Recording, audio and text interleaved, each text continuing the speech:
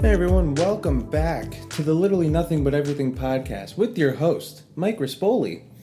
And I just want to thank all of you guys who have been rating the show, who's been liking what I've been putting out. As I've said, this is like a totally new concept to me of even just trying to podcast.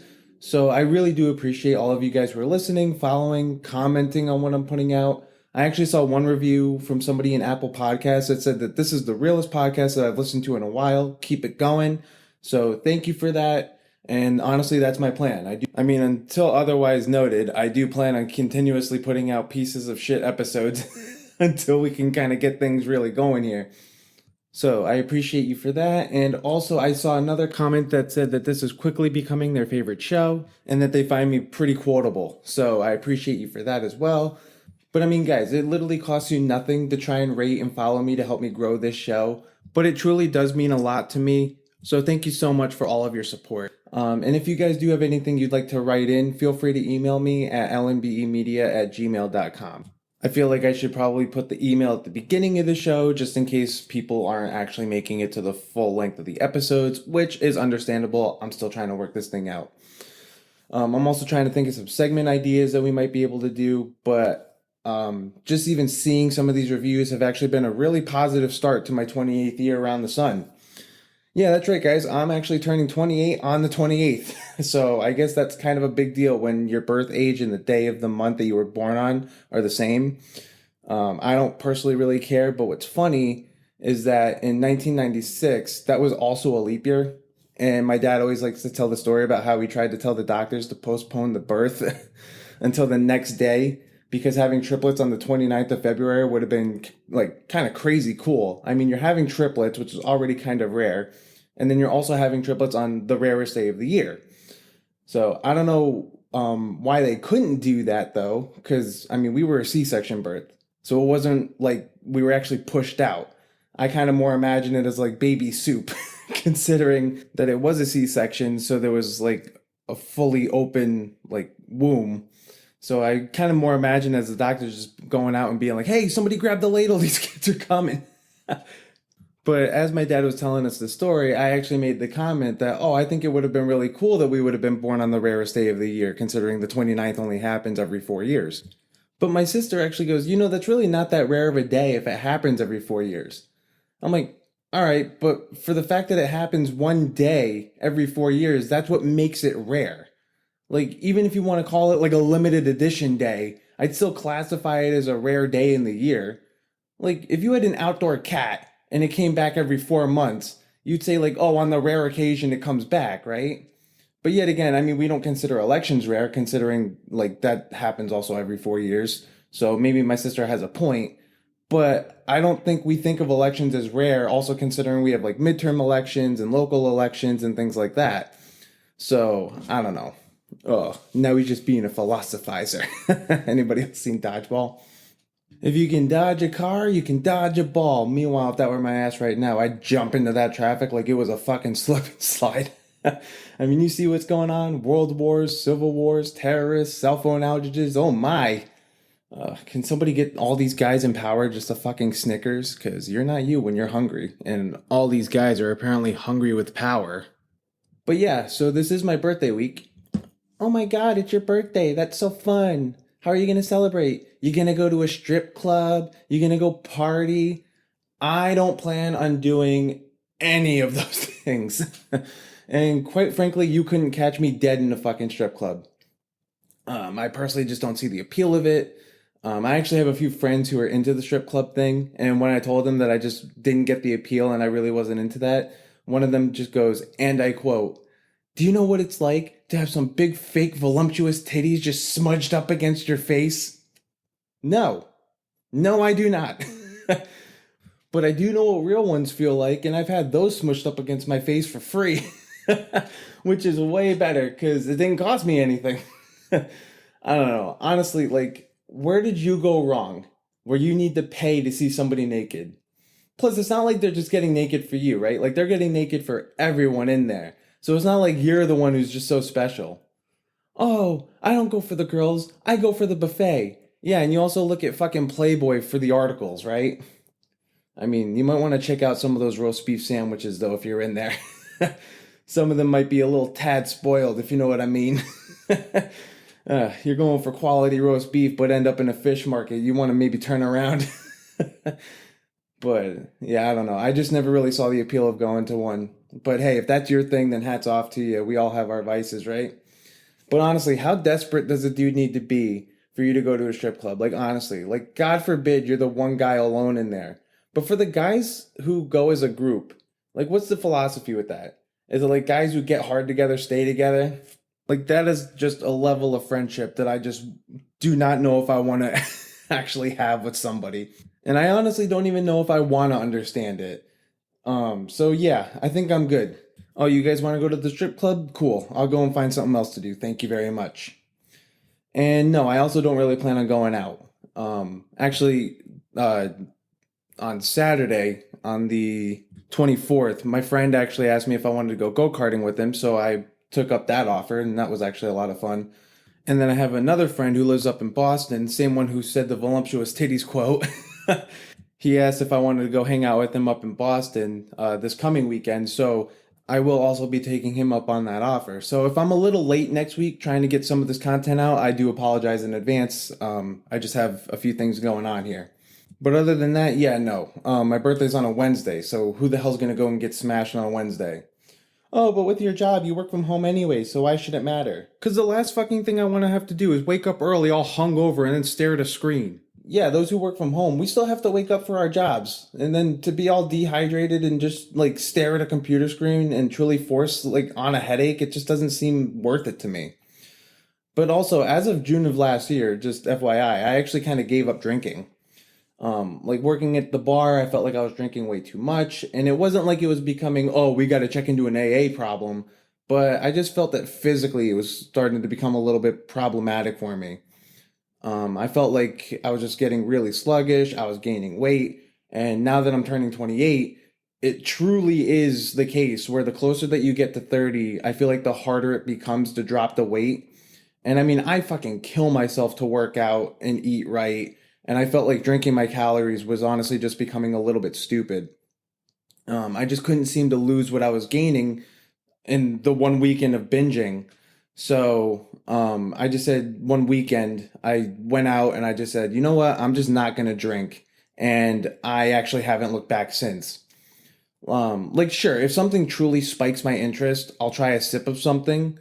Like during Thanksgiving, one of my sisters had this cranberry wine that I was kind of interested in. Because I was like, hey, I've never had that before, and when the hell else am I ever going to be able to try cranberry wine? Like that just seems like really out of pocket for a wine. So I took one sip of it, but I actually haven't ordered a full drink for myself in 8 months, and honestly, I feel like it's been a good choice for me. I'm sleeping better, my weight's way more under control, and I don't feel nearly as sluggish. But the hard part for me was actually in October. Like I don't give a fuck. I am a bitch for fall flavors and pumpkin, and I am not ashamed of it. My basic bitch ass is obsessed, and I love the fall beers. So having to go through the fall was a little bit hard. But I told myself that I wasn't going to drink, and I stuck with it. And I haven't had any sips since Thanksgiving.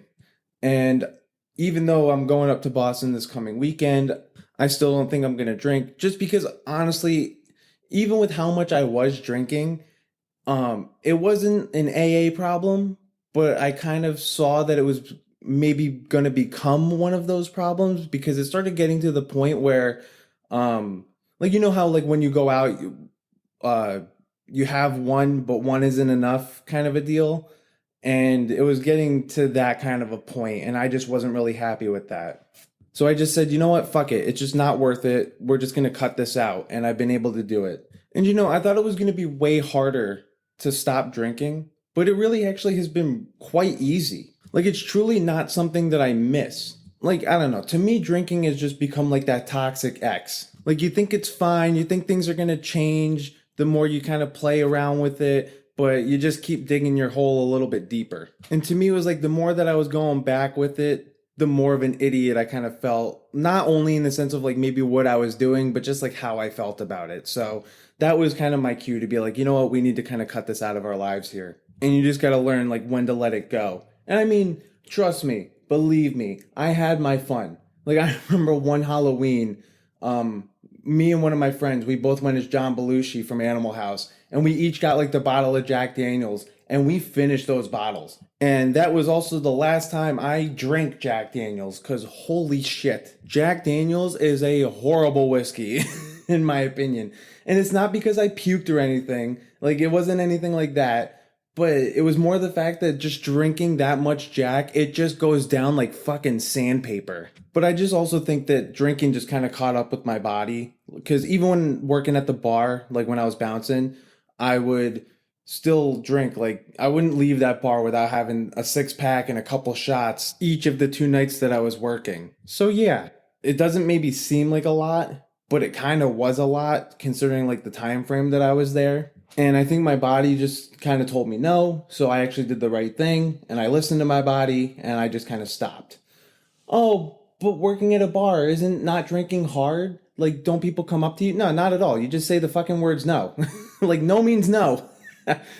Honestly, I just order a club soda. So it kind of looks like I have a drink and I still get like the bubbly effect from having something because I gave up soda quite a while ago myself. So it's just something that I've adopted where I have this mindset now where you don't need it.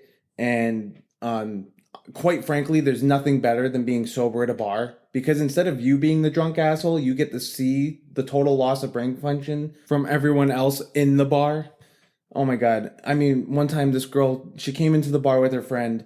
Both of them were underage, so I couldn't let them in regardless. But one of the girls just would not let up. Anyone out there who works at a bar, you might already know this, but beware because some of these fakes now are crazy good. And like even at the bar that I work at, we have a scanner. And but even before you scan it, like there's always tells. So this girl hands me her fake, and it's a clear fake. So when I deny her access in the bar, her friend just goes, "Oh, you have a scanner, asshole. Why don't you literally just use that?" Thinking like she's all drunk with power, literally. But I let it slide just to appease her, and I scan it and it comes up as flagged, so I was already right. And she goes, "You're really not going to let her in? It's her birthday tomorrow." I'm like, "Well, first of all, you called me an asshole, and fuck you. Today isn't tomorrow, so go fuck yourself." And quite frankly, I really don't know why birthdays are such a big deal. I mean, maybe it's because I'm a triplet, so I always had to share my birthday. But like, in honesty, it's just another day. And quite frankly, I'm perfectly happy with not really doing anything crazy on my birthday. Like a small thing with my friends or my family is more than enough. And of course, it's nice to be taken out or to be celebrated. I mean, who doesn't like that feeling of being special? But I actually celebrate my birthday early now anyways, especially since like my sisters and I live in different areas. So we use President's Day, considering that's always like a 3-day weekend, to get the whole family together. And that's when my parents will take us out to like a nice dinner as a way to celebrate. But my only problem this year was that in January, I got COVID for the first time. Yeah, the first time. I mean, I thought I was going to become like invincible to this fucking thing, to be completely honest. And those who might know me might say that I lost my sense of taste well before I got hit with the vid. But I was worried that my sense of taste and smell wasn't going to come back in time for when my parents took us out to dinner to celebrate. But it actually came back like just in time. And you know, I thought it was going to become this more eureka type moment of when I got it back. But because it came back so gradually, it wasn't as exciting to get it back. But I'm just glad that I've got it back. I mean, you hear about these people who still don't have it months or even years after they got hit with the vid. So I'm just lucky that I got it back at all. And for those of you who say that burning an orange works, it didn't work for me. So use that advice as you want. But let's be honest. I mean, after you hit a certain age, it really does become like a less happy day for your birthday. And it becomes more of like a surprise of, oh shit, I made it this far. I mean, haven't you ever talked to somebody who's like 30 years old? Once you hit 30, it's like, holy shit. Oh my God. And God forbid, talking to somebody who's above the age of like 75.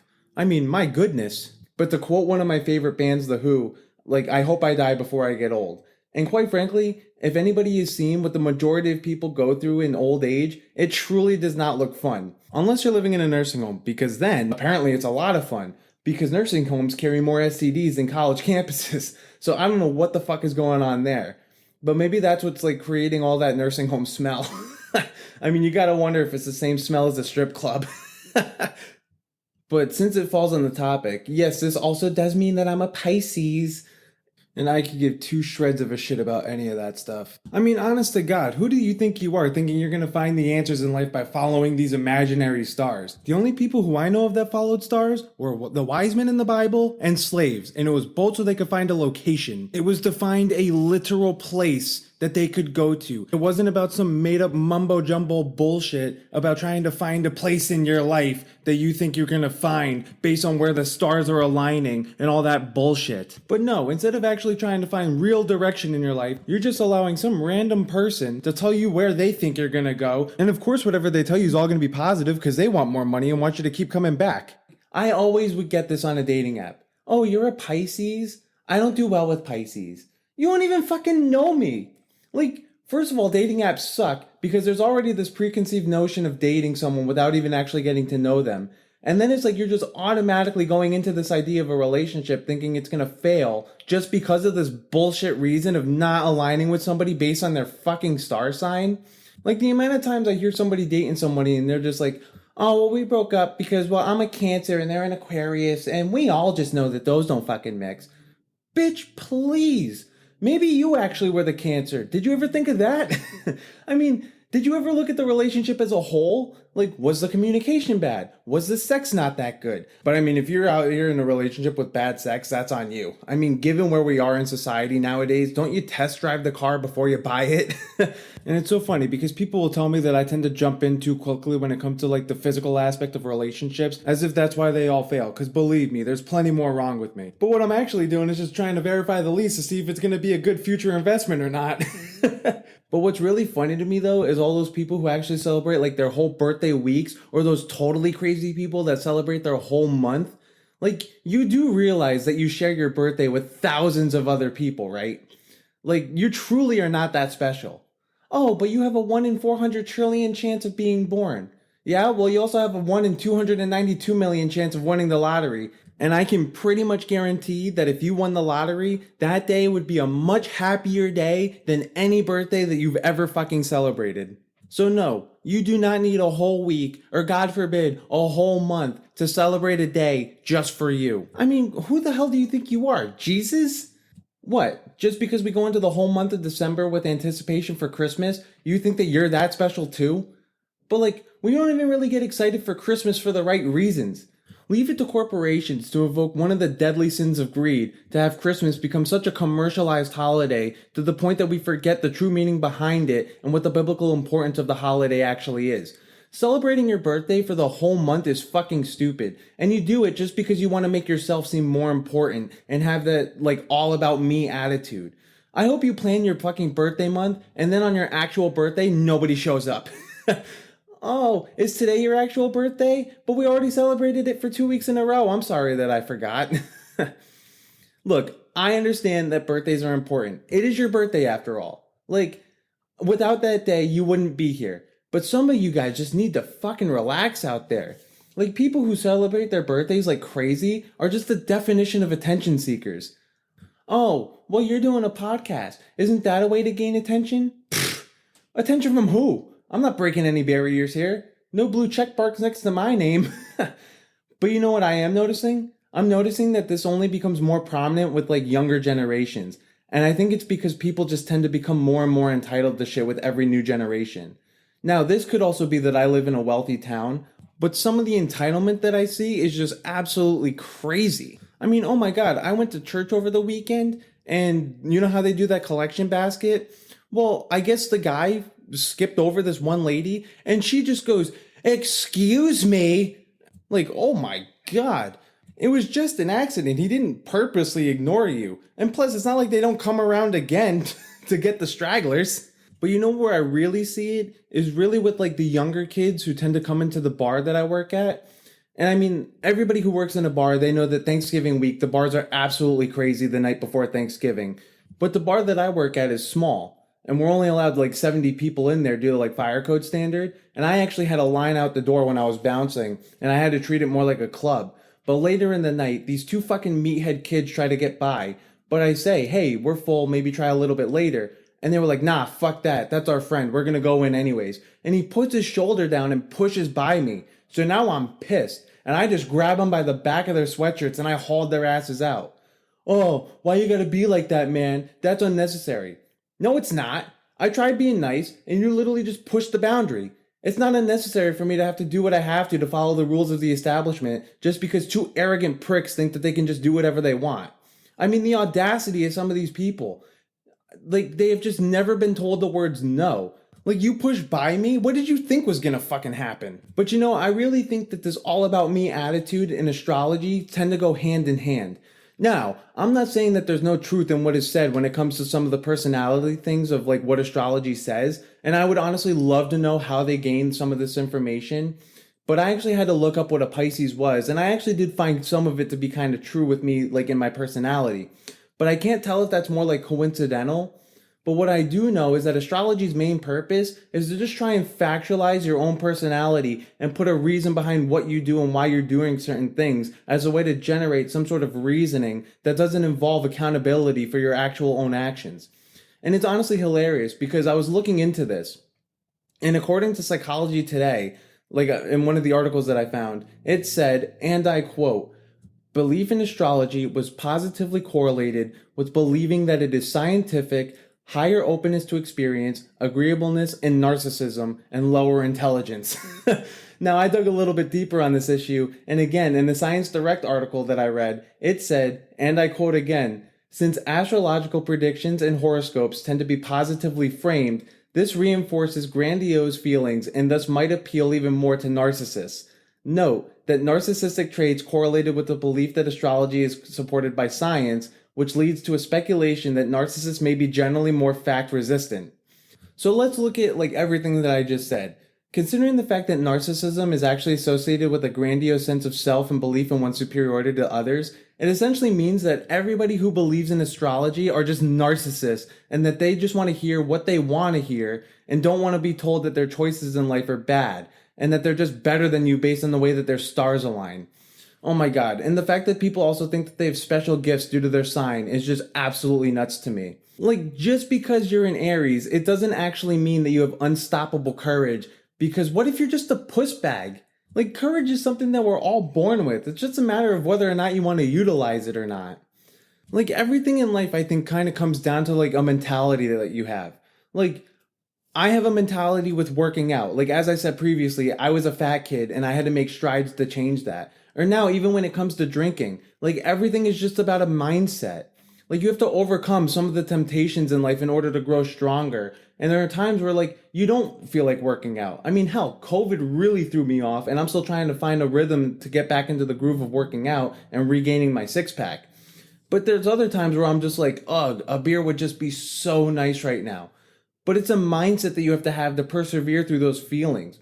But when you believe in something like astrology, that only enhances your temptations and leads you to believing in what you want to believe. You really aren't doing yourself any favors. And the fact is, you're only feeding your narcissistic behavior and this like grandiose sense of entitlement that you think you have. But the reality is, the world does not fucking just revolve around you. You are not truly that important. You're not out here truly breaking barriers just because you think, oh, my star says this. No, fuck you. Whatever astrological sign that you are, that is not the fucking star that the earth revolves around. And you know what's hysterical to me is actually the people who are like, oh, I don't necessarily believe in this, but what's your sign? Well, if you don't fucking believe in it, then why do you care what my sign is? And you know what? That actually happened to me with the last girl that I dated. And of course it ended up terribly because she was a total narcissist and she believed in that stuff. And she even said, oh, I'm a Pisces too. And Pisces don't really mix well. It always ends up in disaster. But you know what? I feel like she went into that relationship already thinking it was going to end in disaster. I mean, that was a toxic relationship to begin with where it was on and off again. We only dated twice. But oh my god, the second time, the big breaking point for her that time, the second go around, was when she said, oh, I want to go out for drinks. And I was like, oh, well, do you also want to order apps? And that was what set her over the edge. And that was what she used as her way to break up with me, saying, oh, you always change the plans. I don't fucking change the plans at all. Just because we didn't do exactly what you wanted to do. Like, I just made a suggestion. There's so much more about that relationship that I could go into. But for right now, I'll leave you guys on that note. Thank you again to everybody who's helping to support me. Please leave me a 5-star rating. Maybe give me a review. Share this with a friend. And if you have anything that you'd like to write in, please be sure to email me at lnbemedia@gmail.com. All right, guys, I'll catch up with you next week.